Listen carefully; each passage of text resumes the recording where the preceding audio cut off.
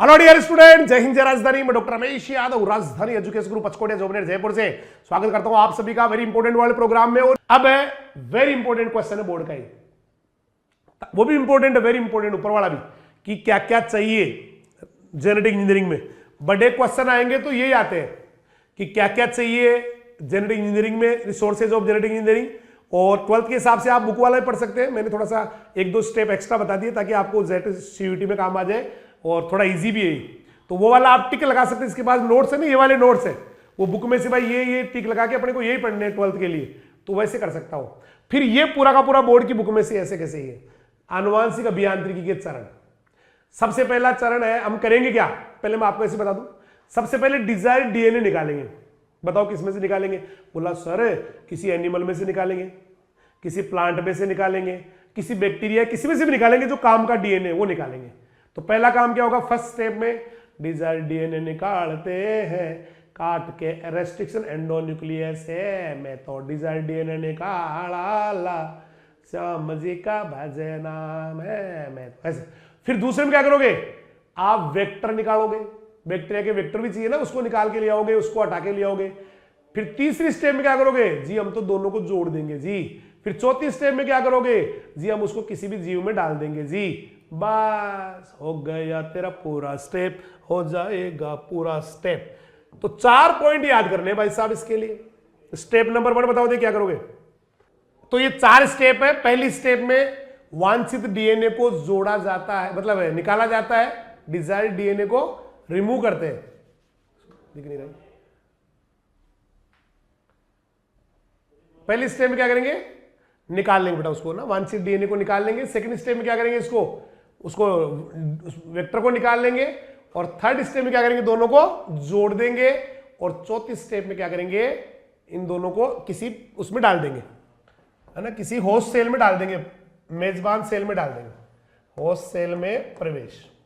जैसे short and sweet बोले तो ये आपने मान लेते हैं कि ये निकाल लिया डिजायर्ड डीएनए, ये डिजायर्ड डीएनए निकाल लिया, है ना, और इसका टुकड़ा ले लिया आपने, तो ये मान लेते हैं टुकड़ा आ गया उसका। दूसरे में क्या किया आपने, सेकंड स्टेप में आपने वेक्टर को निकाल लिया, और ये आपका वेक्टर निकल के आ गया। जैसे वेक्टर है, वेक्टर को निकाल भी लिया और उसको काट भी लिया, ये सेकंड स्टेप हो गया। थर्ड स्टेप में क्या करेंगे, इन दोनों को जोड़ देंगे। तो ये आपका इस तरह से ये आपका हो गया वेक्टर या वाहक, और इसके साथ ये जुड़ गया आपका डिजायर्ड डीएनए, दोनों को जुड़ गया। और चौथे में क्या करेंगे, इसको किसी होस्ट सेल में डाल देते हैं, तो ये पूरा का पूरा ऐसे डल जाएगा। 4 स्टेप है। अगर आपको ये चारों आती है तो आराम से अपनी भाषा में इसको बना के लिख सकते हैं। ये हो गया पूरा का पूरा आपका कैसे इंसर्ट करते हैं, कैसे जो है ना बेटा दोनों को जोड़ते हैं, कंबाइंड करते हैं, यूं कहोगी स्टेप इन जेनेटिक इंजीनियरिंग हो गया। ठीक है, पहली स्टेप में क्या किया, पहले स्टेप में डिजायर्ड डीएनए को पहले लंबा सा डीएनए लिया, उसको काट के उसका टुकड़ा निकाल लिया। दूसरे स्टेप में क्या किया, पूरा पूरा वेक्टर ले लिया, प्लाज्मिड लेके उसको काट लिया रेस्ट्रिक्शन एंडोन्यूक्लियस से। तीसरी स्टेप में उन दोनों को जोड़ दिया, और चौथी स्टेप में किसी सेल में डाल दिया। ये 4 स्टेप है। अगर आपको ऐसे की भी आगे नहीं समझ में, ये ऐसे कैसे लिखा हुआ भी आपने नोट भी कर लिया कि पहले में डिजायर्ड डीएनए निकालते, दूसरे में वेक्टर निकाल के, इसको डिजायर्ड डीएनए निकाल के तैयार करते, दूसरे में वेक्टर को निकाल के तैयार कर लेते, तीसरी स्टेप में दोनों को जोड़ देते, और चौथी स्टेप में किसी होस्ट सेल में डाल देते हैं। अब सारी बातें वही आएगी, अब ज्यादा टाइम नहीं लगेगा। देखो पहला स्टेप देखो, टू ऑब्टेन डिजायर्ड जीन या डिजायर्ड डीएनए, किसी विशेष लक्षण को, जो भी आप कैरेक्टर को कंट्रोल करने वाला जीन चाहिए, वो डीएनए को रेस्ट्रिक्शन एंडोन्यूक्लियस की सहायता से काट के निकाल लिया जाता है। तो the gene DNA sequence which control specific character is cut and with the help of restriction endonuclease, जैसे यहां से काट के आपने निकाल दिया, इको R1 से ये निकाल दिया है। जिस एनिमल से आपको निकालना है, पहले उसकी सेल को लाइसिस करना है। जो भी एनिमल है या जो भी पौधा है उससे निकालना है, पहले उसकी सेल को क्या करना है, लाइसिस करना। लाइसिस थोड़ी देर पहले पढ़ा था कि उसकी सेल वॉल को हटाया, हालांकि एनिमल में सेल वॉल नहीं होती है, कोशिका भित्ति नहीं होती है, उसको पहले गड़ा लिया, और उसके बाद डीएनए के छोटे छोटे टुकड़े कर लिए। अभी जैसे मैंने कहा था पूरा डीएनए लिया, फिर उसको काट के छोटे छोटे टुकड़े कर लिए। तो आफ्टर लाइसिस मींस उसकी सेल मेम्ब्रेन को हटा दिया, उसकी फालतू चीजों को हटा दिया। of the cell, the animal from which the desired DNA is to be obtained, the entire DNA is divided into small fragments by restriction endonuclease। तो पहले तो पूरा डीएनए निकाल लिया, डीएनए को रेस्ट्रिक्शन एंडोन्यूक्लियस से काट काट छोटे छोटे टुकड़े कर लेते हैं। एंडोन्यूक्लियस डीएनए को स्पेसिफिक बता ही दिया था आपको, पैलिएंड्रोमिक न्यूक्लियोटाइड पे ही काटता है, ऑलरेडी बात हो चुकी है, उसी पे काटता है। तो पहला स्टेप पूरा हो गया। पहले स्टेप में आपने डिजायर्ड डीएनए या डिजायर्ड जीन को निकाला, मतलब पूरे डीएनए को निकाला, फिर उसके टुकड़े करके अपना एक टुकड़ा निकाल लिया जो काम का हमारे लिए, है ना। सेकंड स्टेप में क्या करने वाले हम, अब हम उसको निकालेंगे वेक्टर को। तो वेक्टर भी वैसे ही करेंगे। देखो प्रिपरेशन ऑफ सुटेबल वेक्टर, पहले डीएनए खंडों को बैक्टीरिया के अंदर से निकाल लेंगे, क्योंकि आपको जोड़ना है ना। तो उपयुक्त चरण, ऊपर वाला जो डीएनए मिला है उसको बैक्टीरिया के प्लाज्मिड के साथ जोड़ने के लिए पहले प्लाज्मिड को भी उसी रेस्ट्रिक्शन एंडोन्यूक्लियस से काट के निकाल लेंगे, या निकाल के काट लेंगे। नहीं समझ में आया? क्योंकि आपके पास जो ऊपर वाला है ना, उपयुक्त चरण जो ऊपर वाले में जो आपने डिजायर्ड डीएनए लिया है, उस डीएनए को बैक्टीरिया के प्लाज्मिड के साथ जोड़ना है, ठीक है। तो उसी रेस्ट्रिक्शन एंडोन्यूक्लियस से हम क्या करेंगे, प्लाज्मिड को भी निकाल लेंगे, टुकड़े कर लेंगे, अलग निकाल देंगे, जिससे पहले चरण का जो डीएनए तो ऊपर वाला वो आराम से इसके साथ जुड़ जाएगा।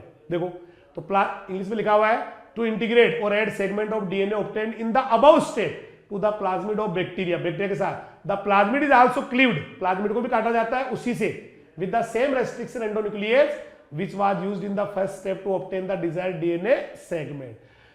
प्लाज्मिड के ऊपर क्या होता है, ओराई होता है, जहां से वो रेप्लिकेट होना शुरू करता है। Origin of replication site is present on plasmid. ये देखो अभी पूरा लास्ट में समझा दूंगा इसको। एग्रोबैक्टीरियम ट्यूमिफेसियंस जब इन्फेक्शन करता है तो एग्रोबैक्टीरियम ट्यूमिफेसियंस का जो प्लाज्मिड है ना उसको बोलते हैं टीआई प्लाज्मिड। एग्रोबैक्टीरियम ट्यूमिफेसियंस को हम डिटेल पढ़ेंगे थोड़ी देर के अंदर ही। उसके प्लाज्मिड को कहा जाता है टीआई प्लाज्मिड। और टीआई प्लाज्मिड कभी भी पूरा जो है ना बेटा जाके उससे जुड़ता नहीं है। देखो आपको टीआई प्लाज्मिड दिखाता हूं, उसका केवल टी डीएनए ही जाता है। टीआई प्लाज्मिड ये रहा, इसका केवल टी डीएनए सेगमेंट ही जाता है, पूरा नहीं जाता कभी भी। ये देखो, ये भी आपके सिलेबस में भी थोड़ी देर में पढ़ाऊंगा आपको। इसके लेफ्ट बॉर्डर और राइट बॉर्डर, दो बॉर्डर होते हैं, इन दोनों बॉर्डर के बीच की जगह को कहा जाता है T DNA. TI plasmid agrobacterium plasmid का, एग्रोबैक्टीरियम ट्यूमिफेसियंस का प्लाज्मिड है। और इसके बाद में यहां पर जो ना ये देखो बॉर्डर, इन दोनों के बीच में जोड़ देते हैं। किसको, डिजायर्ड डीएनए को या डिजायर्ड जीन को। तो एग्रोबैक्टीरियम ट्यूमिफेसियंस में अभी पूरा नहीं जाता, केवल इतना ही पार्ट जाता है। और ये भी पूरा नहीं जाता है, इसका भी केवल टुकड़ा जाता है। जैसे आपको बताऊं मैं इस तरह से, जैसे ये जो जाएगा ना नए में जुड़ेगा तो केवल इसका भी एक ही पार्ट जाएगा, यही जाएगा बस। इसका भी पूरा, ये टीडीएनए भी पूरा अटके नहीं जाता ऐसे कैसे, कभी जाता है ना, जुड़ता है किसी के साथ, नेचुरली जुड़ते हैं ये। नेचुरली एग्रोबैक्टीरियम ट्यूमिफेसियंस क्या करता है, जैसे किसी प्लांट में घाव होता है तो उसके अंदर इन्फेक्शन कर देता है और अपना ये वाला टीडीएनए उसके अंदर डाल के अपने लिए ओपाइन बनवाता है। देखो इसके ऊपर ओपाइन बनाने वाला जीन है, यहां पर ओपाइन बनवाता है। तो ये उसकी नेचर है। एग्रोबैक्टीरियम ट्यूमिफेसियंस जब भी इंफेक्शन करेगा तो टीआई प्लाज्मिड का एक पार्ट जो है बेटा, जिसको टीडीएनए कहते हैं, उस टीडीएनए को उसके साथ जोड़ देता है, उस सेल के साथ जोड़ देता है। अभी डिटेल में आगे बात करेंगे इसके बारे में कि कैसे जोड़ता है, क्या करता है, सारा का सारा आगे डिटेल पढ़ेंगे। इस सीक्वेंस को क्या बोलेंगे, जो जाके जुड़ता है वो कहलाता है टी डीएनए या ट्रांसफर डीएनए कहलाता है। तो at the time of infection by agrobacterium tumefaciens, copy of the part of TI plasmid, TI plasmid का केवल एक पार्ट की कॉपी जाती है, इज इंटीग्रेटेड, जुड़ती है with the plant cell genome. किसके साथ जुड़ती है, प्लांट सेल के साथ जुड़ती है। और ये जीनोम, ये सीक्वेंस कहलाती है टी डीएनए सीक्वेंस। ठीक है भाई। अब इस टीआई प्लाज्मिड जो भी काम करता है ना, उसको कंट्रोल करने के लिए प्रोसेस जो है ना पूरा का पूरा, वो टीआई प्लाज्मिड का क्रोमोजोम कंट्रोल करता है। देखो संक्रमण की प्रक्रिया टीआई प्लाज्मिड और एग्रोबैक्टीरियम के जो क्रोमोजोम है उसके जीन द्वारा कंट्रोल होती है। कभी नाम सुना हो, विरजीन्स कहते हैं उनको। टीआई प्लाज्मिड में विरजीन पाए जाते हैं, विरजीन, वो कंट्रोल करते हैं पूरे पूरे खेल को। तो टीआई प्लाज्मिड का जो विर रीजन है, वायरुलेंस रीजन है, वहां पर विरजीन पाए जाते हैं, विर ए, विर बी। ये देखो यहां पर ये जो रीजन है वायरुलेंस रीजन, यहां पर विरजीन होते हैं, विरजीन, विर ए, विर बी, विर सी, ऐसे होते हैं। ये पूरे के पूरे जो जीन है, ये पूरे इसके टुकड़े को जाना, जुड़ना, इस सबको कंट्रोल करते हैं। तो ये वाला होता है। अब उसके बाद थर्ड स्टेप आ गया, दोनों का जुड़ना। आपके पास डिजायर्ड डीएनए तैयार है, सेकंड पहले स्टेप के अंदर वेक्टर तैयार है, दूसरी स्टेप है तो दोनों को जोड़ दो, चिपका दो। एक ही रेस्ट्रिक्शन एंडोन्यूक्लियस द्वारा काटे हुए डिजायर्ड डीएनए को और बैक्टीरिया के प्लाज्मिड को लाइगेज एंजाइम से जोड़ देते हैं। एक तरफ है डिजायर्ड डीएनए, एक तरफ है प्लाज्मिड, दोनों को जोड़ के बढ़ा दिया रिकॉम्बिनेंट डीएनए। तो इसे जोड़ने के लिए डीएनए लाइगेज एंजाइम्स को यूज करते हैं। बस इसको फिर दोनों जुड़ गए, देखो इस प्लाज्मिड को जिसमें डिजायर्ड डीएनए जुड़ गया है उसका नाम बन गया रिकॉम्बिनेंट या पुनर्योगज डीएनए। मुझे लग रहा है बहुत अच्छे समझ में आ गया आपके। अब लेते हैं फोर्थ स्टेप। फोर्थ स्टेप में क्या करोगे बताओ। देखिए पहले में आपने डिजायर्ड डीएनए लिया, दूसरे में आपने वेक्टर को तैयार कर लिया, लेके उसको तोड़ लिया, काट लिया रेस्ट्रिक्शन एंडोन्यूक्लियस से। तीसरे स्टेप में दोनों को जोड़ लिया। अब चौथे स्टेप में क्या करने वाले हो, इसको वापस बैक्टीरियल सेल में डाल देंगे ताकि इसकी कॉपीज बन जाए। तो देखो जो रिकॉम्बिनेंट डीएनए उसको वापस पुनः बैक्टीरिया में डाल देंगे और इस बैक्टीरिया को कोशिका में क्या होगी, मल्टीप्लिकेशन होकर बहुत सारी कॉपीज बन जाती है। तो above recombinant DNA is again transferred, again insert into the bacteria. Multiplication of this DNA is done in cell of bacteria and its many copies are made. फिर आपको क्या करना है, उसकी मान लो बहुत सारी कॉपी बन गई डिजायर्ड डीएनए की उस बैक्टीरिया में डालने के बाद। फिर आपको जो मर्जी हो कर लो, उसको निकाल के वापस इनको निकालो वापस। देखो इन प्रतियों को कॉपीज को निकालो और डिजायर्ड डीएनए में जो भी आपको प्रोटीन बनाना है, इंडस्ट्रियल लेवल पे बनाना है या किसी प्लांट में डालना है या किसी एनिमल में डालना है, तो डाल के आप उसको ट्रांसजेनिक बना सकते हैं। तो दीज कॉपीज जो आपके बैक्टीरिया के अंदर डालने के बाद कॉपीज बन गई ना बहुत सारी आपके डिजायर्ड डीएनए की, उसको डायरेक्टली यूज कर सकते हो प्रोटीन बनाने के लिए मेडिकल लेवल पे, या फिर इसको किसी दूसरे क्रिएचर में या प्राणी में, एनिमल में डाल के आप जो भी चाहते हो ले सकते हो। अब आ गया आपका नया ही टॉपिक आ गया, जेल इलेक्ट्रोफोरेसिस। जब आप किसी डीएनए को काटते बेटा, अलग से क्वेश्चन आ सकता है, बहुत तगड़ा क्वेश्चन है, इसको तो एक एक वर्ड को ढंग से समझना है, बहुत गजब तरीके से समझना है। जब आप किसी डीएनए को टुकड़े कर लेते हैं, किसी डीएनए के टुकड़े कर लेते हैं, तो उन टुकड़ों को आपको छांटना पड़ता है, अलग अलग साइज के टुकड़े अलग कर लेते हैं, छोटे को अलग करना होता है, बड़े को अलग करना होता है ना। बस इसको डीएनए को जो है ना बेटा, डीएनए को उनकी साइज और उनके चार्ज के हिसाब से अलग अलग कर लेते हैं। यही मेथड कहलाता है जेल इलेक्ट्रोफोरेसिस या जेल विद्युत कण संचलन। क्या बोलते हैं भाई साहब, जेल इलेक्ट्रोफोरेसिस। ये क्या पढ़ने जा रहे हैं हम, जेल इलेक्ट्रोफोरेसिस, जेल इलेक्ट्रोफोरेसिस। अब आप लोग पूछे what is gel electrophoresis, sir इससे डीएनए के टुकड़ों को साइज के हिसाब से, according to size, according to charge, आवेश, आकार और आवेश के हिसाब से डीएनए के टुकड़े अलग अलग कर लेते हैं। हिंदी में बोले तो आकार और आवेश के अनुसार, और इंग्लिश में बोले तो चार्ज एंड साइज के हिसाब से डीएनए फ्रेगमेंट को अलग अलग कर लेते हैं, टुकड़े अलग अलग कर लेते हैं। That is gel electrophoresis. तो जेल इलेक्ट्रोफोरेसिस जो बेटा एक एनालिटिकल मेथड है। Gel electrophoresis is an analytical method, मतलब एनालिसिस करने की मेथड है, commonly used to purify and separate DNA fragments. Hindi में बोले तो जेल इलेक्ट्रोफोरेसिस एक विश्लेषणात्मक विधि है जो सामान्यतः डीएनए खंडों को शुद्ध करने के लिए, टुकड़ों के साइज के हिसाब से अलग अलग करने के काम में ली जाती है। पहला तो वेरी इंपॉर्टेंट ये है कि what is the gel electrophoresis. तो electrophoresis is an analytical method commonly used to purify and separation of DNA fragment. Hindi में बोले तो जेल इलेक्ट्रोफोरेसिस एक विश्लेषणात्मक विधि है जो डीएनए खंडों को शुद्ध करने के लिए, डीएनए खंडों को छांटने के लिए, उनकी ग्रेडिंग करने के लिए काम में ली जाती है। डीएनए जो होता है ना बेटा वो नेगेटिवली चार्ज होता है। जैसे डीएनए का पूरा नाम सबको पता है, deoxyribose nucleic acid, deoxyribose nucleic acid. लेकिन एक और हम लोग बढ़ाते हैं कि हम हमारे हिसाब से याद करने के हिसाब से कि D for DNA, N for negatively charged. DNA जो होता है वो ऋणावेशित होता है, नेगेटिवली चार्ज्ड, और ए for move towards anode, anode की तरफ भगता है। जैसे आप इसको इलेक्ट्रिक फील्ड में रखेंगे तो ये किधर भगता है, एनोड की तरफ भगता है। तो डीएनए का डीऑक्सीराइबोज न्यूक्लिक एसिड पूरा नाम होता है होने को तो, लेकिन एक ट्रिक और है कि D for DNA, N for negatively charge, A for anode, यानी कि किधर भगेगा ये, कभी आपको इसको ले जाओगे तो एनोड की तरफ भग जाता है।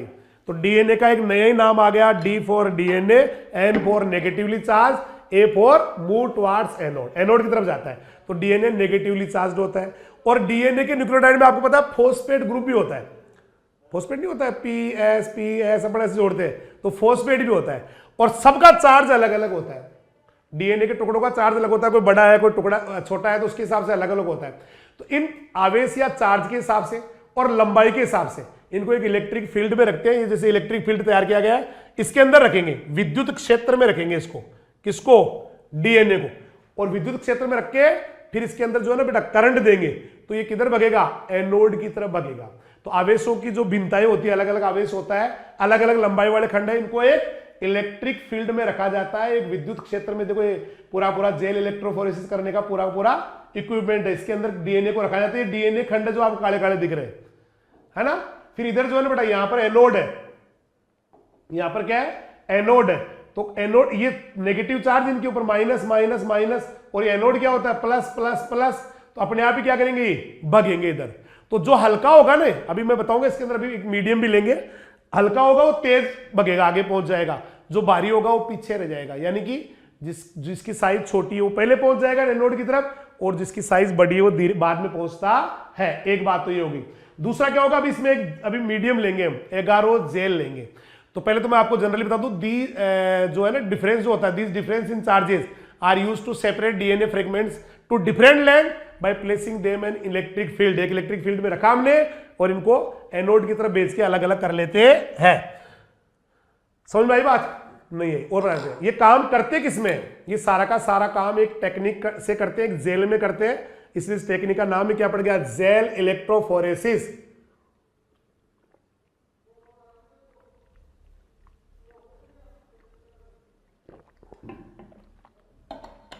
एक जेल बढ़ते हैं, एक लिक्विड आता है तो सूखने पे गाढ़ा हो जाता है, तो एक जेल में करते हैं। इसलिए टेक्निक का नाम ही क्या निकाल दिया? Gel electrophoresis. ठीक है, मैं क्लेरिफाई करता हूं, सारे को साथ समझाता हूं आपको। यहाँ कहीं बड़े जो, अच्छा बड़े बड़े जो होते हैं ना, बड़े मतलब खंड होते हैं, या जनरली जो यूज करते हैं वो जेल होती है एगारोज जेल। कौन सी जेल यूज करते हैं? Agarose gel. एगारोज जेल, इसमें जेल भर देंगे, जैसे एक लिक्विड सा भर दिया, जैसे गीला गीला साबुन भर दिया पानी की तरह, फिर उसके बाद वो सूख के हार्ड हो गया, ऐसे वो जेल आती है। एगारोज जेल भर देते हैं इसके अंदर, सूख के हार्ड हो जाती है वो। एगारोज जेल कहां से मिलती है? एक समुद्री खरपतवार आता है, समुद्री घास आती है, या रेड एल्गी आती है, उससे मिलने वाला पॉलीमर होता है।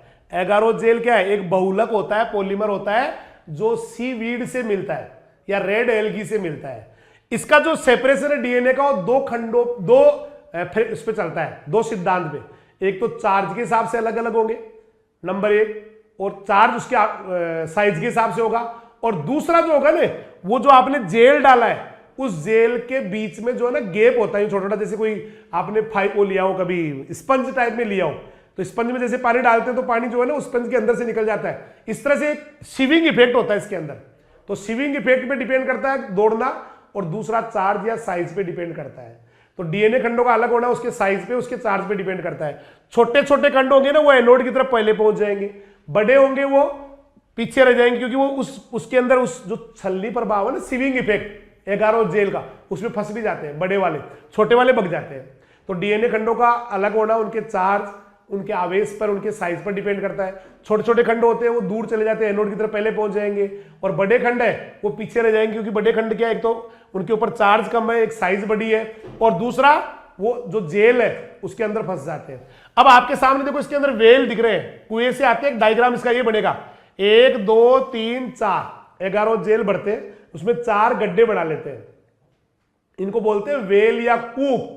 इन कूपों के अंदर क्या करेंगे? डीएनए लेंगे, सब में डीएनए लेंगे। जो पहला वेल आता, कुआ, कूप, उसमें तो भरते हैं जिसको डीएनए को काटा ही नहीं है, सबसे बड़ा डीएनए देखो यही है यहां। फिर बाकी में क्या करते हैं? जिस पर रेस्ट्रिक्शन एंडोन्यूक्लियस ने काट दिए, टुकड़े कर दिए, डिसॉल्व कर दिया जिनको, वो भरते हैं। तो कूप बना लेते हैं उसके अंदर, और कूप की तरफ जो है ना उसके अंदर भर लेंगे, ये मूवमेंट, उस कूप की तरफ भी मूवमेंट, मतलब कूप में डालेंगे फिर मूवमेंट करेंगे। समझ में आ रहा है? पहले नंबर में क्या भरेंगे? अनट्रीटेड डीएनए, जिसके ऊपर रेस्ट्रिक्शन एंडोन्यूक्लियस ने काम ही नहीं किया, तो सबसे बड़ा यही हो गया। बाकी में क्या भरेंगे? ट्रीटेड डीएनए, डाइजेस्टेड डीएनए भी कहते हैं, जिनको डाइजेस्ट कर दिया, जिनको काट दिया रेस्ट्रिक्शन एंडोन्यूक्लियस में, उसमें 2 नंबर में, 3 नंबर कुएं में और 4 नंबर कुएं में या वेल में इनको भर देंगे। भरने के बाद में जैसे इधर जो है ना करंट आएगा, एनोड आएगा, तो सारे के सारे दौड़ लगाएंगे एनोड की तरफ, क्योंकि ये खुद कैसे है? नेगेटिवली चार्ज्ड है। ठीक है भाई, अब पूरे के पूरे दौड़ लगाएंगे। अब इनको अब देख नहीं सकते, जैसे मान लो आपको इनको अलग निकालना है, तो ये आपको दिखेंगे नहीं, ऐसे दिखेंगे नहीं आपको। ऐसे देखने के लिए क्या करना पड़ेगा? इनको कलर करना पड़ेगा। डीएनए अणु जो होता है, डीएनए मॉलिक्यूल जो होता है, वो कलरलेस होता है, ट्रांसपेरेंट होता है, रंगहीन होता है। इसलिए वो दिखता नहीं एगारोज मीडियम के अंदर। तो एगारोज मीडियम में इनको देखने के लिए पता क्या डालना पड़ता है, इथिडियम ब्रोमाइड डालना पड़ता है। इथिडियम ब्रोमाइड डाला और इनका कलर हो गया झींगा लाला, मतलब कलर दिखने, बैंगनी कलर का ऐसा दिखने लग जाता है फिर ये। और फिर भी बैंगनी कलर आपको नॉर्मल लाइट में नहीं दिखेगा। तो पहली बात तो देखने के लिए इनके अंदर क्या डाला, इथिडियम ब्रोमाइड, इथिडियम ब्रोमाइड।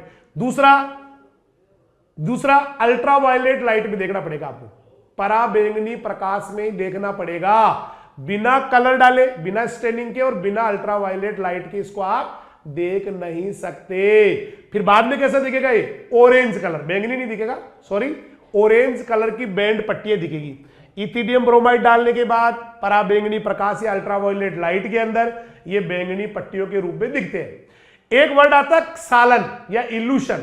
इसमें क्या करते हैं, जो जेल होता है, जेल मीट, इस जेल को, इसको निकालने के लिए इनके टुकड़े कर लेते हैं। जैसे मान लो पूरा पूरा साबुन है, तो साबुन के अलग अलग टुकड़े निकाल लेते हैं दिखने के बाद में, ऐसे काट काट के, जैसे है ना, इस जेल के डीएनए वाले टुकड़ों को अलग अलग काट काट के कर लेते हैं, ऐसे काट ही लेते हैं।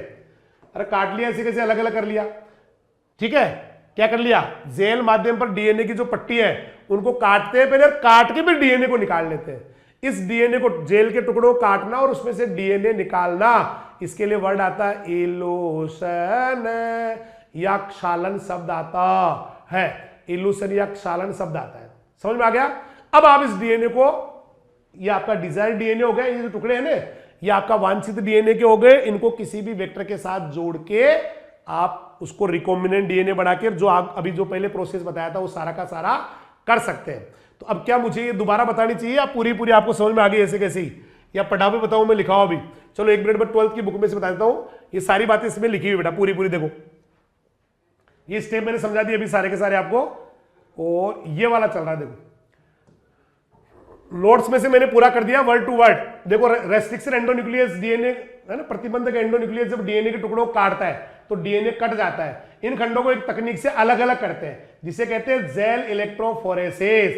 डीएनए खंड कैसा होता है, नेगेटिवली चार्ज, ऋणावेशित होता है, इसलिए विद्युत क्षेत्र में ये एनोड की तरफ भगता है। आजकल बहुत सी जो है ना, सामान्य रूप से बहुत सारे माध्यम लेते हैं, लेकिन एगारोज सबसे बढ़िया होता है। एगेरोज, एगेरोज समुद्री घास से निकाला गया नेचुरल पॉलीमर है। ये क्वेश्चन आ सकता है, सारे के सारे क्वेश्चन है कि एक तो कौन सा मीडियम लेते हैं जेल इलेक्ट्रोफोरेसिस में, तो बोला एगारोज लेते हैं। किससे मिलता है, समुद्री वीड से मिलता है, पॉलीमर है। डीएनए खंडों का एगारोज जेल के छलनी प्रभाव, क्योंकि मैंने कहा ना जैसे कोई स्पंज में होती है, गैप होता है, ऐसे सीविंग इफेक्ट द्वारा उनकी साइज और उनके चार्ज के हिसाब से अलग अलग करते हैं। जितने छोटे आकार के होंगे वो दूर पहले पहुंच जाएंगे एनोड की तरफ। इस डीएनए खंडों को देखने के लिए आपको इथिडियम ब्रोमाइड लेना पड़ेगा, पराबैंगनी किरणें लेनी पड़ती है। ऐसे दिखता नहीं है डीएनए, क्योंकि वो ट्रांसपेरेंट होता है। सही भाई, तो इससे डीएनए दिख जाएगा। देखो, पराबैंगनी किरणों से जब करोगे तो डीएनए चमकीली नारंगी रंग की पट्टियां दिखेगी, ये भी याद करना है। ऑरेंज कलर के बैंड दिख जाएंगे, फिर इनको काट के अलग कर देते हैं। डीएनए की इन पट्टियों को एगारोज जेल से काट के निकाल देते हैं और जेल के टुकड़ों से अलग कर लेते हैं। इस प्रक्रिया को बोलते हैं इल्यूशन। मैंने कहा ना, काटने का, एगारोज जेल के टुकड़े काटने का और उसमें से डीएनए निकालने का, ये पूरी प्रोसेस को बोलते हैं इल्यूशन। इल्यूशन, इल्यूशन क्या बोलते हैं, इल्यूशन। इस तरह से प्योर किए गए डीएनए को आप क्लोनिंग, जो वहां है ना संवाद, मतलब वेक्टर के साथ, जो क्लोनिंग वेक्टर उसके साथ जोड़ के रिकॉम्बिनेंट डीएनए बना सकते हैं। ये डायग्राम अच्छा नहीं है, मैंने अभी अभी आपको एक अच्छा सा डायग्राम बताया था। ये वाला डायग्राम शानदार है ना। देखो, ये इसमें वेल या कूप हो गए, सबसे बड़ा पीछे रह गया, छोटे छोटे आगे पहुंच गए। ये वाला डायग्राम बनाना पड़ेगा, ये इंग्लिश मीडियम के बच्चों के लिए ये रहा। देखो, लार्जेस्ट यहां पर रह गए, स्मॉलेस्ट यहां रह गए, डीएनए बैंड जा रहे, 4 वेल बढ़ा दिए और इसकी पूरी कहानी, राम कहानी मैंने आपको समझा दी है। समझ में आ गई होगी, पूरी कहानी समझा दी जो लिखी हुई है नोट्स के अंदर। ठीक है, अब लेते हैं polymerase chain reaction, PCR. PCR शुरू में आ गई थी, अगर पीसीआर नहीं आती तो मॉलिक्यूलर बायोलॉजी में आज इतनी तरक्की भी नहीं होती। पीसीआर बहुत तगड़ी चीज है। पीसीआर को पहली बार बनाया था Kary Mullis 1983। PCR polymerase chain reaction technology, या पीसीआर का तो नाम हो गया पॉलीमरेज चेन रिएक्शन। इसके लिए इनको केमिस्ट्री का नोबेल प्राइज मिला था। किनको, केरी मुलिस को। पीसीआर में क्या करते हैं, आप डीएनए के बहुत सारे डीएनए बना सकते हैं, है ना, क्लोनिंग विधि एक तरह से। पीसीआर जो है ना बेटा, देखो टेक्नोलॉजी अधिक समय में पहले खूब समय में लगने वाला जो टाइम बहुत ज्यादा लगता था पहले डीएनए बनाने में, आजकल बहुत फास्ट बन जाती है। तो पीसीआर टेक्नोलॉजी द्वारा अधिक समय लगने वाली क्लोनिंग विधि के बिना ही, यानी बहुत टाइम लगाए बिना ही, थोड़े से टाइम में बहुत सारे डीएनए बढ़ा लेते हैं। तो PCR is a method of amplifying, संख्या बढ़ाना, a specific region of DNA molecule, किसी भी डीएनए मॉलिक्यूल का कोई भी पार्ट है उसकी संख्या बढ़ानी हो without requirement of time consume cloning process, यानी कि बिना टाइम लगाए अगर आपको डीएनए से बहुत सारे डीएनए बना रहे हो तो पीसीआर काम में आती है।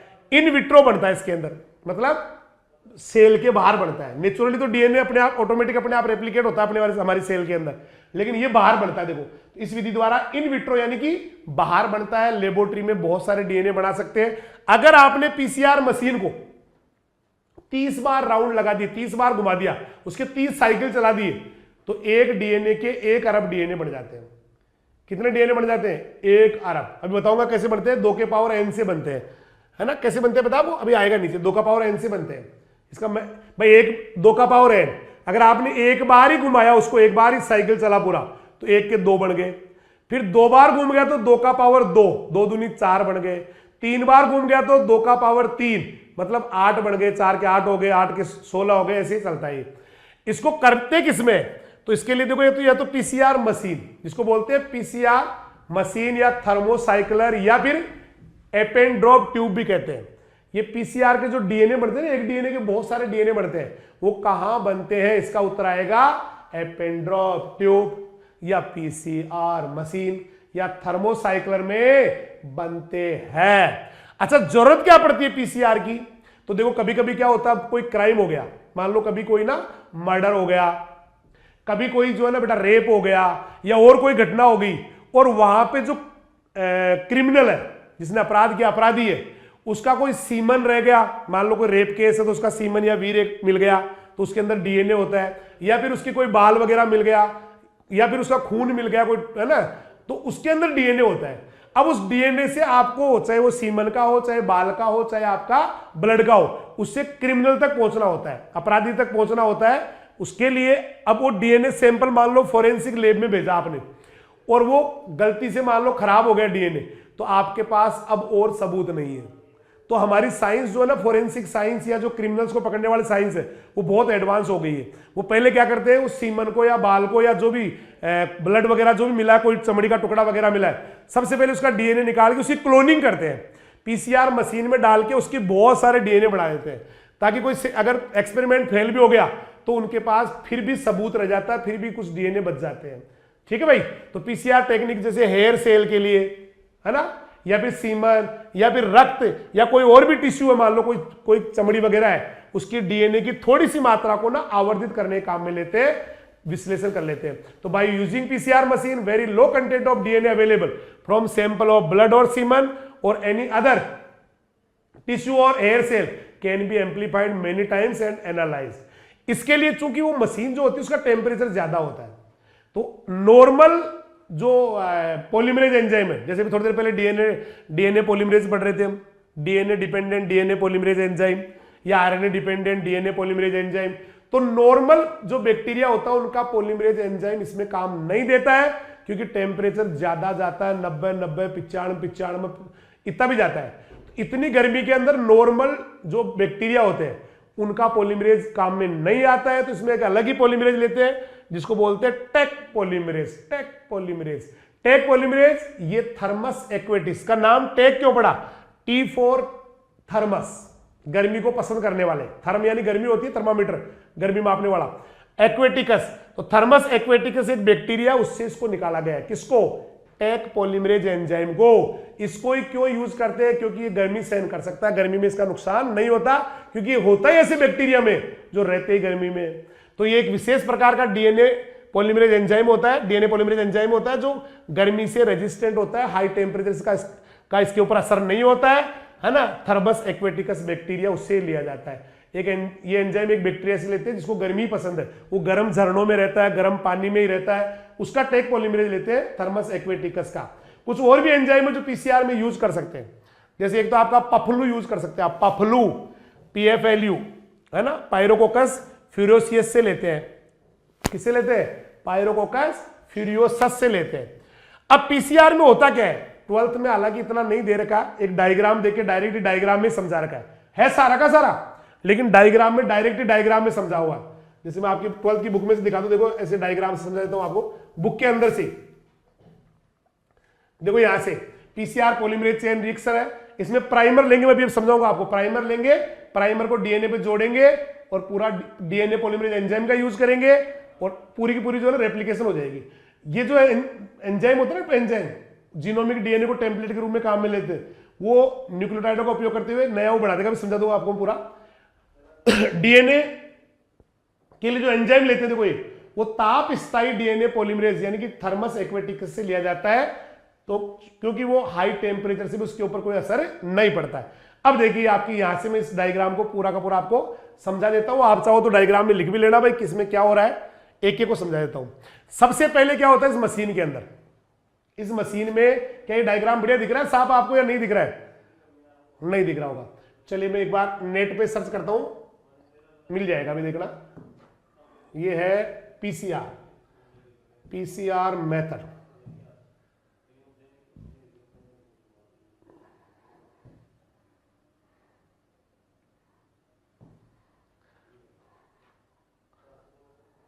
सेम मिल जाए तो आपको ज्यादा दिक्कत नहीं आएगी। वैसे तो खूब सारे डायग्राम है इसके अंदर, या मैं बोर्ड पे बना के बता देता हूं, फिर थोड़ा क्लीन मिल जाता बस इतना सा था। चलिए मैं आपकी बुक में समझाता हूं, क्योंकि आप बुक में से ही बनाएंगे, बुक में ही लिखेंगे उसको। सबसे पहले क्या करते देखो भाई, सबसे पहले इस मशीन में क्या होता है, गर्मी दी जाती है बेटा। सबसे पहले मशीन में क्या होता है, गर्मी दी जाती है। गर्मी देने से डीएनए के दोनों जो पार्ट है ना वो अलग अलग हो जाते हैं। देखो आपके इसके अंदर इसमें लिखा हुआ भाई ये नॉर्मल पहला जो है ना बेटा एक नॉर्मल डीएनए है। आप बुक के अंदर देखो, फिर इसको दिया इन्होंने, यहां पर लिखा हुआ उष्मा, हीट दिया। तो हीट देने से क्या हुआ, दोनों डीएनए के जो है ना लड़ियां कह दो, स्ट्रैंड कह दो, दोनों अलग अलग हो जाते हैं। जैसे एक बार मैं व्हाइट पे समझा देता हूं आपको, फिर आप अपनी बुक से रिलेट कर लेना उसको। ये वाला जैसे ये पहला स्टेप नंबर 1 होता है, इसको बोलते हैं डीनेचुरेशन, विकृतीकरण। हिंदी में क्या बोलते हैं इसको, विकृतीकरण नहीं बोलते शायद, विकृतीकरण तभी लिखा हुआ आपकी बुक में देखो, विकृतीकरण। ये क्या होता है, जैसे आपका ये कोई डीएनए है,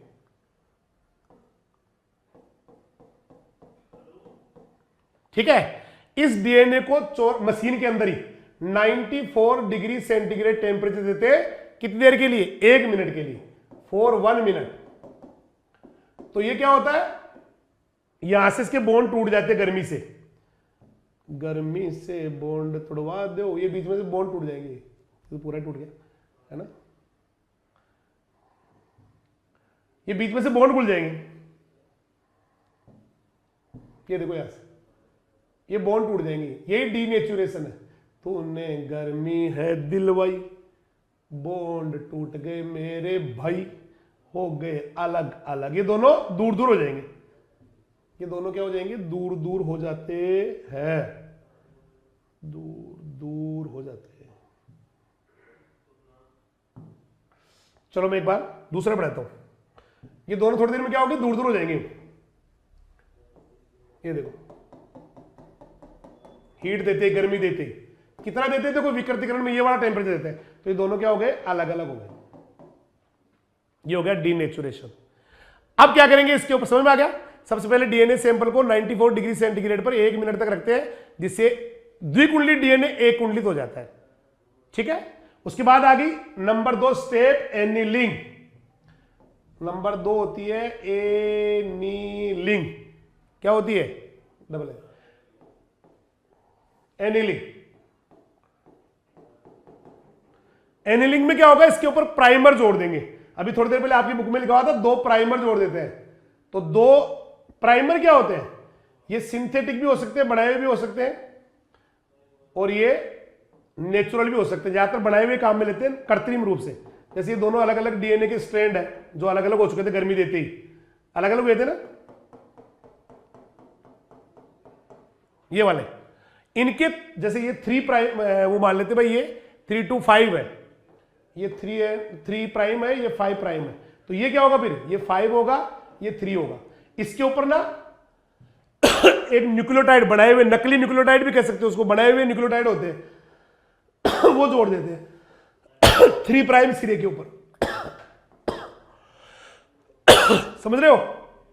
जैसे मान लो यहां पर ए है, यहां पर सी है, यहां पर जी है, तो आपने क्या किया, इसके साथ लाके एक छोटा टुकड़ा जोड़ दिया जिसके ऊपर यहां पर जी है, यहां पर सी है। जैसे इस पे मान लेते यहां पर ए, तो रेड वाले पे टी है, फिर उसके सामने ए के साथ टी जुड़ता है ना, इस ब्लैक वाले पे सी है तो उसके सामने जी है, ऐसे जोड़ देते हैं। तो एनिलिंग में क्या करते हैं, 3 प्राइम सिरे पर 3 प्राइम एंड के, ये कितने पे होता है एनिलिंग, इसका टेम्परेचर है 54 डिग्री सेंटीग्रेड पर 45 सेकंड होता है इस मशीन के अंदर। तो दोनों पर एक एक प्राइमर लगा दिया, ठीक है। अब उसके बाद में स्टेप नंबर 3 समझ में आया क्या, नहीं आया? जैसे ये मेरा हाथ डीएनए है, ये डीएनए है, तो पहले में तो क्या हुआ, इनको ऐसे दूर दूर कर दिया, तो एनिलिंग हो गई। इसके बाद में एक नया हाथ का टुकड़ा मेरे यहां लगा दिया, सेम टू सेम ही इसके इधर लगा दिया, एक के दो, मान लो ये 3 प्राइम है तो इसके तो यहां लगा दिया, और इधर वाले के यहां लगा दिया, इसके यहां लगा दिया, तो ये एनिलिंग हो गया। एनिलिंग में क्या करते हैं, एक उसके सामने सेम टू सेम वैसा का वैसा है, उसका ही ऑपोजिट कॉम्प्लीमेंट्री बेस वाला लाके प्राइमर जोड़ देते हैं। उसके बाद में आएगा तीसरा स्टेप, जिसको कहा जाता है step number 3 extension. 3rd step आएगा एक्सटेंशन, विस्तार या प्रसार। इसमें क्या होगा, प्राइमर लंबा हो जाएगा। मैं क्या करूं राम, प्राइमर लंबा हो गया। जैसे अभी अभी अभी अभी अभी अभी अभी अभी ये एक डीएनए का स्ट्रैंड है, ये डीएनए का दूसरा स्ट्रैंड है, ये अलग अलग होने को आप अभी डीनेचुरेशन कह रहे थे। इसके ऊपर आपने इधर प्राइमर जोड़ दिया था, इधर भी प्राइमर जोड़ दिया था। जोड़ा था कि नहीं जोड़ा था? अरे भाई जोड़ा था कि नहीं जोड़ा था? बोला सर जोड़ा था। जोड़ा था कि नहीं जोड़ा था? बोला सर जोड़ा था। जोड़ दिया, ये क्या हो गया, जोड़ना, एनिलिंग। लेकिन अब ये प्राइमर क्या होगा, आगे तक बढ़ जाएगा। डीएनए पॉलीमरेज एंजाइम डाल दो, अपने आप बढ़ जाएगा ये, और ये इधर बढ़ जाएगा ये। तो इसको बोलते हैं प्रसारित होना, प्रसार हो गया, लंबा हो गया ये। इसके लिए वर्ड आता है। और ये कितने पे होता है एक्सटेंशन, ये होता है 72 डिग्री सेंटीग्रेड पर कितनी देर में, 2 मिनट में। 2 मिनट में हो जाता है। और देखो आप 2 डीएनए बढ़ गए, एक डीएनए पूरा बढ़ गया, अब एक डीएनए दूसरा ये बढ़ गया, तो एक ही डीएनए के 2 डीएनए बढ़ गए, 3 प्रोसेस आई। ये आपकी बुक में आप चाहो तो यहां पर नोट भी कर सकते हो इनको। ये पहले पहले विकृतीकरण दिया हुआ, देखो विकृतीकरण के लिए मैंने अभी भी टेम्परेचर क्या बताया आपको, देख बताओ, किसी को याद है कितना बताया, 94। कितनी देर के लिए, 1 मिनट के लिए। तो यहां पर आप लिख सकते हो 94 डिग्री सेल्सियस पर 1 मिनट, बुक। इसके बाद में ये क्या जोड़ दिए, प्राइमर। देखो लिखा है यहाँ प्राइमर, आपकी बुक में देखो यहाँ प्राइमर जोड़े हुए, 3 प्राइम की तरफ जोड़े हुए। इसको कहते हैं एनिलिंग। एनिलिंग का क्या टेम्परेचर बताया मैंने, 54 डिग्री सेंटीग्रेड पर कितनी देर, 45 सेकेंड, ठीक है। उसके बाद में तीसरा आपको जस्ट अभी बताया मैंने, प्राइमर जोड़ना एनिलिंग कहलाता है। विस्तार या प्रसार, पता नहीं क्या क्या बोलते हैं, इंग्लिश में बोलते हैं एक्सटेंशन। तो एक्सटेंशन का टेम्परेचर क्या रहता है, प्रसार का टेम्परेचर क्या रहता है सर, 72 डिग्री सेंटीग्रेड पर 2 मिनट रहता है, 2 मिनट रहता है। और देखो एक डीएनए के 2 डीएनए बढ़ गए, तो पहले डीएनए को अलग अलग कराया एनिलिंग, उसके ऊपर प्राइमर है लगवाया, नहीं सॉरी डीनेचुरेशन, अलग अलग करना डीनेचुरेशन, प्राइमर जोड़ना एनिलिंग, और प्राइमर फैल के लंबा हो जाए, ये कहलाता है एक्सटेंशन। और एक डीएनए के बहुत सारे डीएनए बन जाते। अब आपकी बुक में से पढ़ो, देखो सारी समझ में आएगी आपको कि पीसीआर क्या होती है। पीसीआर क्या होती है, पॉलीमरेज चेन रिएक्शन होती है। इसमें प्राइमर यूज करते हैं। प्राइमर जो क्या है, छोटे छोटे बनाए हुए रासायनिक संश्लेषित बनाए हुए अल्प न्यूक्लियोटाइड होते हैं, छोटे छोटे न्यूक्लियोटाइड होते हैं जो डीएनए के एकदम कॉम्प्लीमेंट्री या पूरक होते हैं। जैसे डीएनए पे ए है तो प्राइमर पे क्या आएगा, टी। डीएनए पे सी है तो प्राइमर पे क्या आएगा, जी। डीएनए पे जी है तो इस पे सी उल्टा आएगा, है ना, ये होते हैं। इसके अलावा इसके 2 सेट होते हैं, दोनों से एक 2 पे जुड़ेंगे ना, दोनों एक इधर वाले पे जुड़ेगा तो एक इधर वाले पे जुड़ेगा, 2 चाहिए तो 2 तो ये हो गए। एक डीएनए पॉलीमरेज एंजाइम, क्योंकि रेप्लिक बढ़ाएगा कौन उसको, डीएनए पॉलीमरेज एंजाइम। ऐसा करके आप इन विट्रो से उस जीन की या डीएनए की कई कॉपीज बना लेते हैं। जीनोमिक डीएनए को, जो जीन वाला डीएनए उसको टेम्पलेट के रूप में लेते हैं। टेम्पलेट कहते हैं जिसके ऊपर डीएनए बनता है। और अभिक्रिया से मिलने वाले न्यूक्लियोटाइडों का यूज करते हुए इसको फैला लेते हैं। फिर आगे डीएनए प्रतिकृति प्रक्रम कई बार दोहराते हैं, ये रेप्लिकेशन कई बार साइकिल को चलाते हैं। इसके लिए थर्मोस्टेट डीएनए पॉलीमरेज एंजाइम लेते हैं, टेक पॉलीमरेज कहते हैं उसको, जो गर्मी में उस तापमान में भी सहन कर लेता है और उस तापमान द्वारा प्रेरित द्विलड़ीय डीएनए को विकृतीकरण के समय भी एक्टिव रखता है। कौन? Taq polymerase. और ये पूरा पूरा प्रोसेस मैंने आपको समझा दिया है। अब नेक्स्ट स्टेप आता है अपना, अच्छा एक और रह गया अभी, कैसे ये उसमें नहीं है, आपके 12th में नहीं है, लेकिन इससे कैसे बनता है। देखो ये बनने के बाद कितना बढ़ जाता है ये देखना। ये आपका एनिलिंग का टेम्परेचर आ गया, ये एक्सटेंशन का आ गया, और ये देखो एक बार मशीन चलाओगे ना आप, इसका देखो सूत्र कितने, number of DNA molecule formed from DNA molecule after a cycle 2 का पावर n। n क्या है? कितनी साइकिल घुमाई आपने।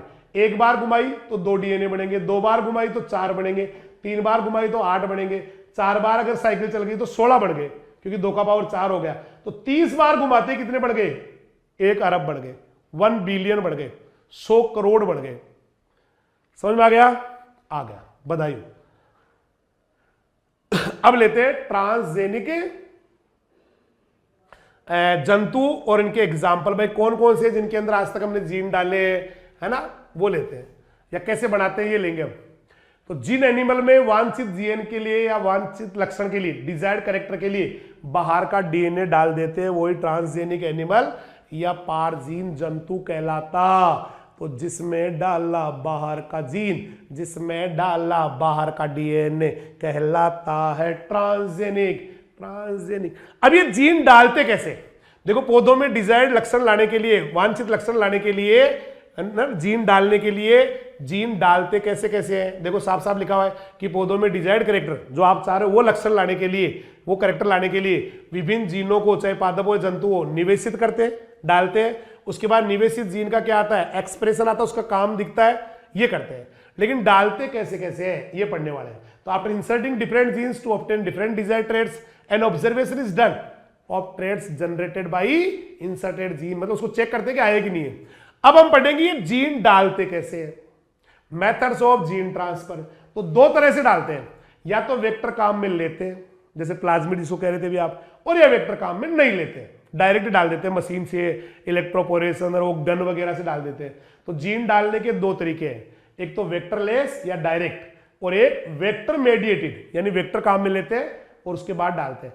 सबसे पहले अपन लेते हैं वेक्टरलेस, यानी हमने कोई प्लाज्मिड या वाहक काम में नहीं लिया, कोई बैक्टीरिया का यूज ही नहीं किया, फिर भी जीन डल गया, क्योंकि हमारे पास तो मशीनें पड़ी है डालने के लिए, तो वो पढ़ेंगे। तो पहले पढ़ेंगे हम वेक्टरलेस, वाहक रहित, कोई वाहक नहीं, सीधा ही जीन, जैसे किसी ने पकड़ के है ना ऐसे ऐसे मार दिया और उसके अंदर ही घुस गया सीधा पौधे के अंदर जाके, तो ये वेक्टरलेस है, क्योंकि डायरेक्ट आपने एंट्री करा दी, किसी को दिया नहीं, और एक किसी को साथ जोड़ा फिर उसको डाला अंदर, वो वेक्टर वाला है, वेक्टर मेडिएटेड है। तो हम वेक्टरलेस या डायरेक्ट वाला पढ़ेंगे। तो किसी जैविक कारक या बिना वाहक के, लिखा देखो, किसी जैविक वाहक या बिना जैविक कारक की सहायता के डीएनए को पादप कोशिका में प्रवेश कराना, उससे फिर जो चाहिए आपको ट्रांसफॉर्मेशन चाहिए प्लांट के अंदर, वो स्थायी ट्रांसफॉर्मेशन लेना, इसको बोलते हैं सीधा जीन स्थानांतरण। तो without the help of any biological factor, biological carrier, the process of introducing DNA into the plant cell and obtaining permanent transformation is called direct gene transfer। अब इसकी कई मेथड है। सबसे पहले है इलेक्ट्रोपोरेशन, ये तो आता है आपको, इलेक्ट्रोपोरेशन तो आपको आता है। इसमें क्या करते हैं, या तो सेल वॉल को हटा ही देते हैं, सबसे बढ़िया तो सेल वॉल को हटा देते हैं, कोशिका भित्ति को हटा देते हैं। कोशिका भित्ति को हटाने के बाद उसको कहा जाता है protoplast. Cell without cell wall is called protoplast. Cell without cell wall is called protoplast. या तो ऐसे करते हैं, या फिर कई बार सेल वॉल होती भी है, सेल वॉल होती तो थोड़ी देर के लिए डिपोलराइज हो जाती है, मतलब उसके एनाइन कैटाइन ये जो है ना, ये एनोड कैथोड की तरफ भग जाते हैं, और वो थोड़ी देर के लिए जो है ना कोई काम की नहीं रहती। ऐसे करते हैं। बेस्ट होता है कि पहले सेल वॉल हटा ही लो, फिर ले जाके उसको किसी सॉल्यूशन में या कहीं भी रख लो, फिर करंट दो। करंट देते ही झिल्ली होती है ना, सेल वॉल तो हटी गई, कोशिका झिल्ली में थोड़ी देर के लिए छेद बन जाते हैं करंट देने से, उनमें से होके डीएनए अंदर चला जाता है, तो हो गया आपका डीएनए या जीन ट्रांसफर, बाहर का जीन चला गया। तो जीन स्थानांतरण की इस विद्युत छिद्रण, हिंदी में क्या बोलते हैं इसको, विद्युत छिद्रण विधि, करंट में छेद होना, जीन स्थानांतरण की इसको हिंदी में क्या नाम है इसका? विद्युत छिद्रण विधि, अंग्रेजी में इलेक्ट्रोपोरेशन विधि में क्या करते हैं, जो टारगेट प्रोटोप्लास्ट जिनके अंदर डालना है या पादप कोशिका है का जो गोल है, निलंबन है ना, या टिश्यू है, उनको हाई वोल्टेज के करंट देते हैं, झटके देते हैं, पल्सेस देते हैं, जिससे क्या होगा, धनायन तो कैथोड की तरफ भगेंगे, धनायन तो क्या होंगे, नेगेटिव प्लेट की तरफ भगेंगे, और जो ऋणायन होंगे वो पॉजिटिव या एनोड की तरफ भगेंगे, और थोड़ी देर के लिए सेल क्या हो जाएगी, पोलराइज से डीपोलराइज हो जाएगी, ध्रुवीय सेल वॉल, थोड़ी देर के लिए सेल वॉल क्या बन जाएगी, ध्रुवीय से अध्रुवीय बन जाएगी, और उस समय कोशिका झिल्ली में छेद बन जाते हैं और उस छेदों में से होकर डीएनए एंट्री मार जाता। तो देखो, in the electroporation method of gene transfer high voltage pulses, ज्यादा वोल्टेज के पल्सेस देते हैं, applied to the target protoplast, protoplast किसे कहते हैं, जिसकी वॉल हटा दी गई हो, प्लांट सेल सस्पेंशन और tissue, as a result of which cations move toward cathode and anion moves toward anode, है ना, by which polarise cell wall become depolarised. पहले तो मैंने कहा ना, सेल वॉल हटाते तो सबसे बढ़िया है, कोई पोलराइज डीपोलराइज का लफड़ा ही नहीं है, लेकिन नहीं हटाते तो भी ये हो जाता है। And temporary pore are formed in the plasma membrane, और इन टेम्परेरी पोर में से क्या होता है, डीएनए अंदर घुस जाता है, डीएनए अंदर चला जाता है सेल के अंदर, बस हो गया जीन ट्रांसफर। क्यों दे रखा आपकी बुक में, ऐसे दे रखा है, आपकी 12th की बुक में देखो ऐसे दे रखा है, तूने करंट है लगाया, थोड़ी देर के लिए छेद बन गए भाया। देखो ये कोई प्लांट सेल है, इसकी वॉल को हटा दिया इन्होंने, हटा ही दिया, वॉल हटा दिया, क्या बन गई, कोशिका भित्ति हटा दिया, ये प्लांट सेल पादप कोशिका, इसकी ऊपर की वॉल को हटा दिया तो क्या कहलाएगा, ये प्रोटोप्लास्ट। फिर ये सेल पड़ी, ये बाहर का डीएनए पड़ा, दोनों को साथ साथ रख दिया, फिर बिजली के झटके लगाए, तो बिजली के झटके लगाए, देखो अल्प समय में हाई वोल्टेज के बिजली के झटके लगाने से कोशिका झिल्ली में टेम्परेरी छिद्र या अस्थायी पोर बन जाते हैं, जिनसे फॉरेन डीएनए अंदर चला जाता है, और जैसे फॉरेन डीएनए अंदर जाता है वो छिद्र, हाँ वो अस्थायी छिद्रों में से अंदर चले जाते हैं, और जैसे अंदर जाता है उसके बाद में अस्थायी छिद्र बंद हो जाते हैं और डीएनए न्यूक्लियस में एंट्री मार के उसके अंदर मेन डीएनए से जाके जुड़ जाता है, दोनों जुड़ जाते हैं, ऐसे होता है। तो एक तो ये मेथड है इसका, देखो लिखा हुआ आपकी बुक में भी कि प्लांट सेल सस्पेंशन को इलेक्ट्रिक फील्ड में रखते हैं, उसको इससे क्या होगा, करंट देने से, इलेक्ट्रिक फील्ड में रखने से धनायन कैथोड की तरफ भग गए, ऋणायन एनोड की तरफ भग गए, जिससे polarise cell wall depolarise cell wall हो गई। उसके बाद में जब डीएनए के लिए पारगम्य हो गई, इसका यूज किस किस फसल में करते हैं, मक्का में बिजली में रखो, सेल को छेद होंगे उसमें से डाल दो, तंबाकू में, दान में, गेहूं में, इनमें ज्यादा यूज करते। तो इलेक्ट्रोपोरेशन मेथड मैं समझता हूं समझ में आ गई कि भाई या तो वॉल हटाई दो प्रोटोप्लास्ट, और या फिर वॉल है तो थोड़ी देर के लिए वो डीपोलराइज हो जाएगी, अध्रुवीय हो जाएगी, और फिर सेल मेम्ब्रेन में करंट के झटकों से क्या हो जाएगा, छिद्र बन जाएगा मेम्ब्रेन में, झिल्ली में, वॉल तो हटेगी भित्ति दो, और अंदर जीन चला जाता। अब दो तरह के झटके वो होते हैं, इसमें दो तरह के जो ना बेटा मेथड काम में लेते हैं। देखो दो कौन कौन सी लेते हैं, ये किस किस में करते हैं, मक्का, तंबाकू, धान, गेहूं में करते हैं, है ना बेटा। जैसे मक्का का भ्रूण का रूपांतरण इससे किया गया आज तक। अब इसकी दो मेथड है, लो वोल्टेज लॉन्ग पल्स, बिजली कम रखी, वोल्टेज कम दिया लेकिन लंबे समय दिया, या तो झटका ऐसे करते हैं, या फिर high voltage short pulse, current ज्यादा लिया, थोड़ा सा झटका दिया। अब इनके देखो फर्क क्या है इनमें, अगर आपने लो वोल्टेज लॉन्ग पल्स दिया, लंबे स्पंद दिए, तो अस्थायी रूपांतरण ज्यादा आएंगे, फिर वो वापस चेंज हो सकते हैं। लेकिन अगर आपने हाई वोल्टेज और थोड़ी देर के लिए करंट दिया, छोटे झटके लगाए लेकिन करंट बहुत ज्यादा दे दिया, तो फिर भाई साहब परमानेंट रूपांतरण या परमानेंट ट्रांसफॉर्मेशन या परमानेंट चेंज आ जाएगा उसके अंदर। तो क्या मैं समझा पाने में कामयाब रहा? इलेक्ट्रोपोरेशन की भी दो मेथड है, लो वोल्टेज लॉन्ग पल्स, फिर दूसरा हाई वोल्टेज, जैसे अपन LT, HT, low temperature long time, 63 degree centigrade पे 30 मिनट के लिए दूध को रख देते हैं पास्चुराइजेशन में, या फिर HT, high temperature short time. तो वैसे इसमें भी यही है कि झटका, बिजली का करंट छोटा तो लंबे टाइम दे दिया, और ज्यादा करंट लिया ना हाई वोल्टेज तो थोड़े टाइम दे दिया। अगर आपने लो वोल्टेज और लंबे समय दिया उनको, कम वोल्टेज को, तो टेम्परेरी चेंज होगा उसके अंदर, सेल के अंदर टेम्परेरी चेंज आएगा। जो आप जीन डालो उसका परमानेंट चेंज नहीं रहेगा, अंदर डाला उसका परमानेंट वो बदलेगा नहीं उसको। लेकिन अगर आपने हाई वोल्टेज और शॉर्ट पल्स दिया तो परमानेंट चेंज आ जाएगा। फायदा क्या है इसका? बहुत फायदा है। देखो इसका लाभ क्या है, पहले तो लाभ लेते हैं, सस्ती है इलेक्ट्रोपोरेशन मेथड, ज्यादा नहीं है, करंट तो देना है, जल्दी होता काम इसमें, जहर की भी कोई आशंका नहीं है, भाई बाहर से जहर चला गया, नुकसान वाली संभावना कम है। लेकिन कमियां भी इसकी, क्या कमी है, बुक में भी ऐसे कैसे है आपकी 12वीं की बुक में, एक तो प्रोटोप्लास्ट चाहिए, अगर आपको बेस्ट डालना है ना, इसको शानदार डालना है जीन, तो वो हटा के लाओ, उसकी प्रोटोप्लास्ट जरूरी है।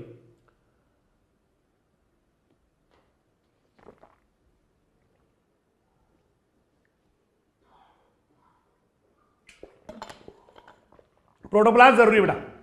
प्रोटोप्लास्ट का मतलब अगर आप उसको यूज कर रहे हैं और वॉल नहीं हटरी मान लो सेल वॉल की, तो फिर काम नहीं करेगा, ज्यादा बढ़िया काम नहीं करेगा ये। तो इसकी एक कमी बड़ी है कि प्रोटोप्लास्ट सही है, इसलिए सारे प्लांट्स पे ये लागू होता। तो main demerit of this method is requirement of protoplast, therefore it is not applicable for all plant systems. एक प्रोटोप्लास्ट भी चाहिए और वो रीजनरेट भी होना चाहिए।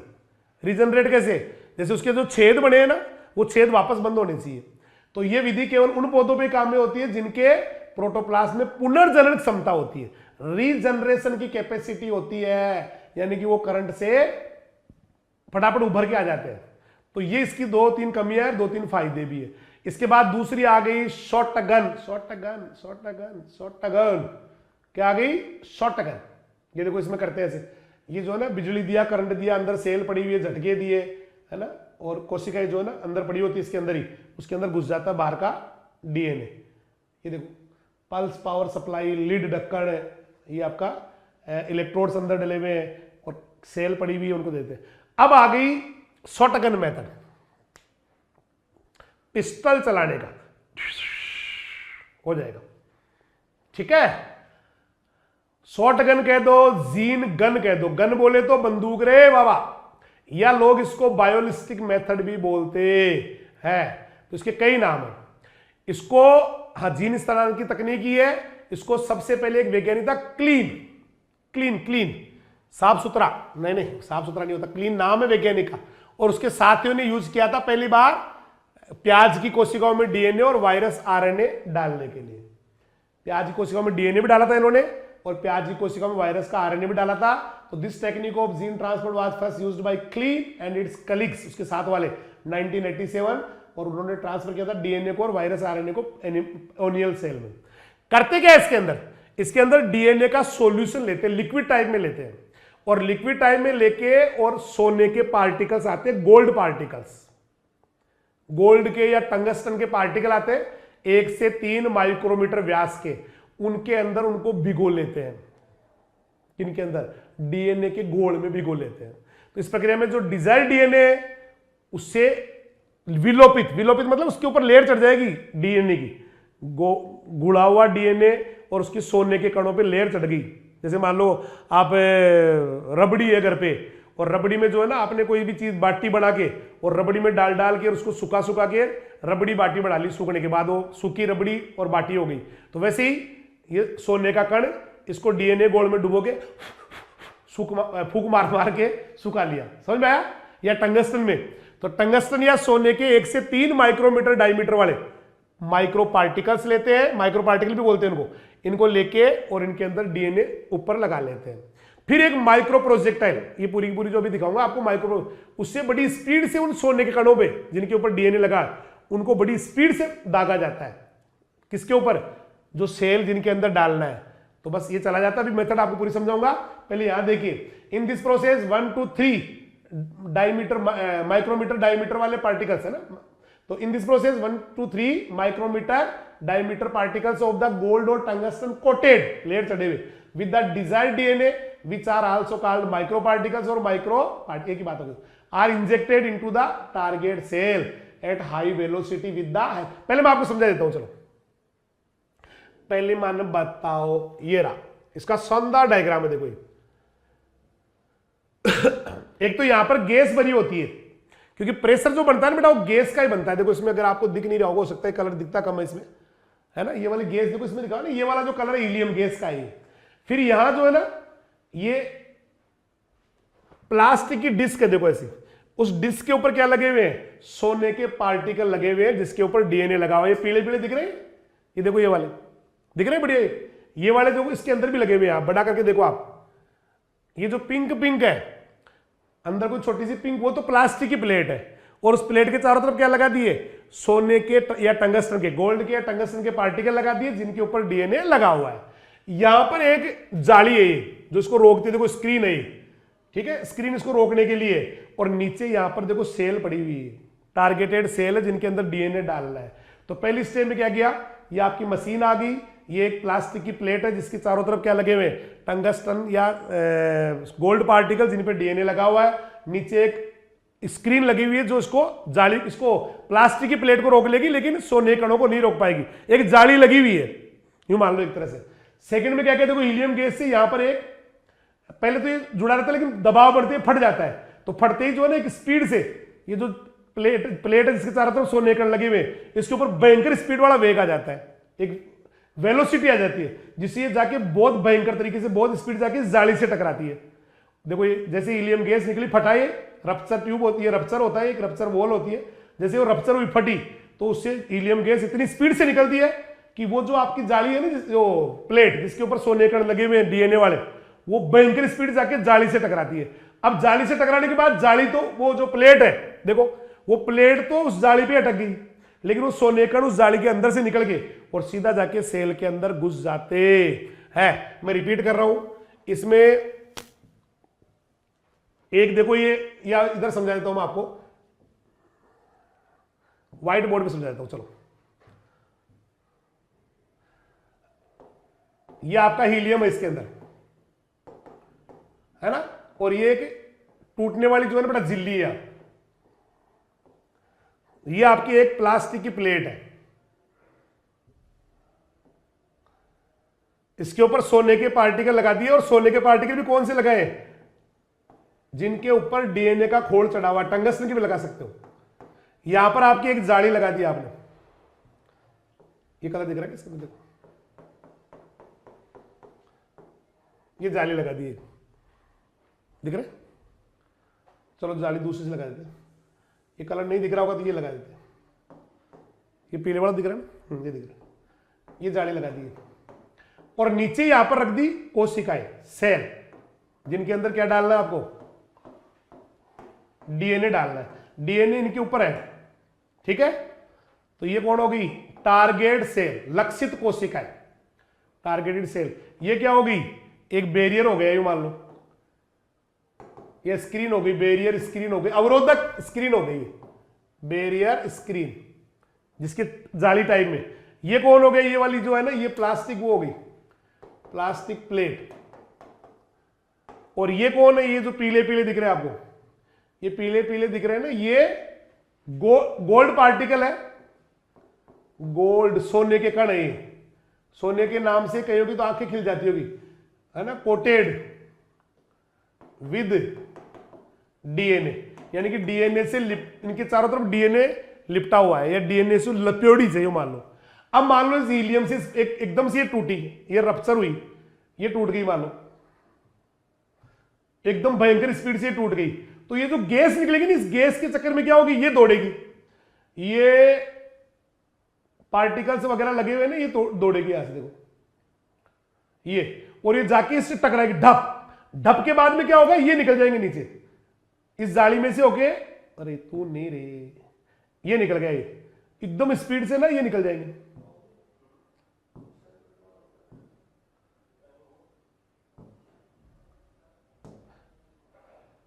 ये निकल जाएंगे, इस जाली का डंडा भी निकल गया, डंडे को नहीं निकलना था रे बाबा, ये गया देखो ऐसे एकदम से झटके से जो है ना ये निकल जाएंगे और जा जाके अंदर घुस जाएंगे, बस हो गया तेरा गन। गन बोले तो शॉट गन, बोले तो जीन गन, बस ऐसे करते हैं। अब आपको केवल मैं लिखा हुआ समझाता हूं, चाहो तो आप 12वीं की बुक वाला समझ लो, चाहे ये समझ लो, एक ही बात है। देखो फटाफट फटाफट करते हैं, इसमें क्या क्या चाहिए देखो, ये तो हो गया, ये समझा दिया आपको, है ना। एक तो एक क्लीन ने दिया था, इसमें गोल्ड पार्टिकल है, टंगस्टन पार्टिकल 1 से 3 माइक्रोमीटर के लेते हैं, है ना। और माइक्रो प्रोजेक्टाइल होता है ना जिसमें हीलियम गैस भरी हुई है, उसकी हेल्प से बहुत स्पीड से ना टारगेट सेल पे दाग देते हैं। इन दिस प्रोसेस 1 to 3, ये तो हो गया ना, बता दिया आपको। ये वांछित डीएनए से विलोपित जो स्वर्ण, जो डिजायर्ड डीएनए जो जिसके सोने कणों पे लगा हुआ है, वो कोशिका भित्ति को भेद के सेल के अंदर घुस जाएंगे और डीएनए से सेल के डीएनए जाके मिल जाएंगे। तो दिस गोल्ड और tungsten particle coated with the desired DNA penetrate the cell wall and enter inside the cell where the desired DNA integrates with the DNA of plant cell to form transgenic DNA। इन कणों को क्या बोलते हैं? Micro projectile, ऊपर ही नाम आ गया था। इसमें देखो इसके क्या क्या, एक तो गैस वाली वो नली जिसमें अभी भरा था ना आपने, वो डायग्राम भी वही बना के आना है अभी नोट्स के अंदर जो मैंने दिखाया था, ये वाला ज्यादा अच्छा डायग्राम है, बुक में अच्छा नहीं है। तो एक तो गैस वाली नली जिसमें हीलियम गैस भरा हुआ वो चाहिए। एक क्या चाहिए? प्लास्टिक मेम्ब्रेन, जो भी बताया ना प्लास्टिक की जो प्लेट थी, माइक्रो कैरियर, जिसके ऊपर माइक्रो प्रोजेक्टाइल यानी छोटे छोटे कण थे ना भी सोने वाले, माइक्रो प्रोजेक्टाइल छोटे छोटे कणों को बोल रहे हैं, वो चिपक जाएंगे। तीसरा स्टॉपर डिस्क चाहिए, एक जाली सी थी जो इनको रोक रही थी। और चौथा टारगेट सेल चाहिए। मुझे लग रहा है चारों चीज समझ में आ गई। चारों कौन कौन सी बताओ, देखिए क्या क्या चाहिए। ये तो आपकी गैस वाली नली होगी जिसको आप कह रहे हैं ये वाला गैस एक्सेलरेटरी ट्यूब या गैस त्वरण नली।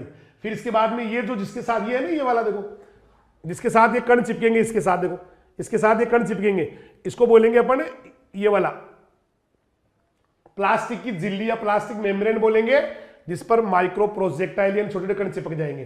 तीसरी स्टॉपर डिस्क, ये रही स्टॉपर डिस्क जिसको आप जाली कह रहे थे भी, ये वाली जाली हो गई, ये चाहिएगी। और चौथा चाहिएगा वो सेल जो नीचे है। अब इसको देखो कैसे, तो इसको चिपकाते हैं उसके ऊपर, डीएनए कैसे चिपकेगा? डायरेक्ट तो डीएनए नहीं चिपक सकता ना, तो इसमें 1 माइक्रोमीटर व्यास के जो है ना पार्टिकल लेंगे सोने वाले या उसके, और डीएनए का लेप कर देंगे। डीएनए डायरेक्ट नहीं आएगा, डीएनए के साथ आपको ये भी लेना पड़ेगा तब चिपकेगा वो। कैल्शियम क्लोराइड लेना पड़ेगा 0.25 से 2.5 मोल वाला, है ना। स्पर्मिडीन का गोल्ड भी लेना पड़ेगा 0.1%, तो उसको हिला देंगे तो डीएनए उनके साथ आ जाएगा। तो in this method to coat 1 micrometer diameter size micro particles with DNA, it is mixed with DNA solution of calcium chloride 0.25 to 2.5 m and spermidine 0.1% and still उसको हिला देते ढंग से। अब माइक्रो प्रोजेक्टाइल डीएनए के चिपक गया, सुखा देते फिर इनको। Now after precipitation micro projectile, what micro projectile? छोटे छोटे कण, उनको डीएनए के साथ लगे उसको सुखा लेते हैं, अलाउ टू ड्राई, सूख जाता है। सूखने के बाद में क्या करेंगे? वो गैस भर देंगे, सबको अपनी अपनी जगह लगा देंगे। जो मैक्रो कैरियर है उसको सही जगह लगा देंगे और उसमें वैक्यूम क्रिएट करेंगे। जो हीलियम वाला था ना, उसमें पहले वैक्यूम क्रिएट करेंगे और रप्चर डिस्क वैक्यूम है ना हीलियम से, जिससे वो डिस्क फट जाएगी। ध्यान है आपको, रप्चर डिस्क मैंने कहा था उसको वर्ड, ये वाले, ये फट जाएगी, है ना। वैक्यूम खींचेंगे ऐसे, तो खींचते ही वैक्यूम से क्या होगा? फट जाएगी वो।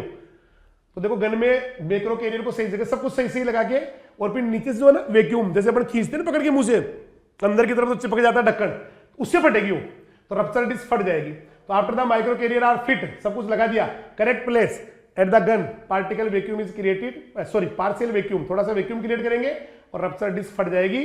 फटते इतनी स्पीड से निकलेगी वो हीलियम गैस, शॉक वेव लगेगा, है ना। और मैक्रो कैरियर जो था ना, जो डिस्क थी जिसके ऊपर वो लगे हुए कण, वो भयंकर स्पीड से जाएगी, उसका स्पीड बढ़ जाएगा। और जाके जैसे ही वो अवरोधक स्क्रीन से गुजर के, उस जाली से गुजर के और नीचे टकराएगा, तो डीएनए उसके अंदर चला जाएगा, सेल के अंदर। इस विधि से सोयाबीन, गन्ना, तंबाकू, गेहूं, पपीता, धान, मक्का आदि में जीन स्थानांतरण करते हैं। मुझे लगता है line to line, word to word समझाने में मैं कामयाब रहा हूं। देखो सारा का सारा सबको अलग अलग समझाया हुआ है नोट्स के अंदर बहुत अच्छे से, ऐसे लगता है। ये देखो पूरी पूरी लगी है, फट गई, और ये देखो बहुत सारा बॉम्बार्डमेंट हो गया। इसके फायदे क्या है? देखो एक तो शेप है, कैसी है? शेप मेथड है बेटाई। पहला फायदा बताओ, शेप है, नीट एंड क्लीन है, फायदा नंबर 1। दूसरा हो गया कि साफ सुथरी विधि है, कोई इंफेक्शन का या कोई और खतरा नहीं होता इसके अंदर।